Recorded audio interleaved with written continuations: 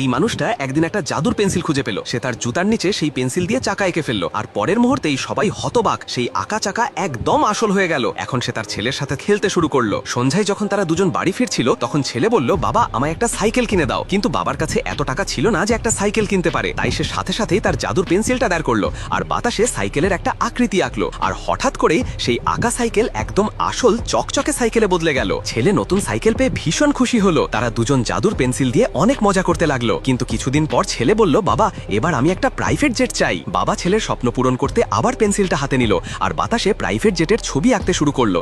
কিছুক্ষণের মধ্যেই সেই আঁকা জেটও আসল হয়ে গেল। দুজনেই জেটে উঠে বসলো আর বাবা উড়ানো শুরু করলো। অল্প সময়ের মধ্যেই তারা শহরের মাঝখানে পৌঁছে গেল। বাতাসের চাপ থেকে বাঁচার জন্য বাবা পেন্সিল দিয়ে উইন্ডশিল্ড এঁকে ফেললো। কিন্তু সমস্যা হলো, তার তো প্লেন চালানোর অভিজ্ঞতাই নেই। ফলাফল প্লেন নিচে পড়তে শুরু করলো। বাবা তাড়াতাড়ি উইন্ডশিল্ড খুলে দুজনকে প্লেন থেকে বাইরে বের করে আনলো। তারপর পেন্সিল দিয়ে একটা প্যারাশুট আঁকলো আর ঠিক সেভাবেই তারা দুজন নিরাপদ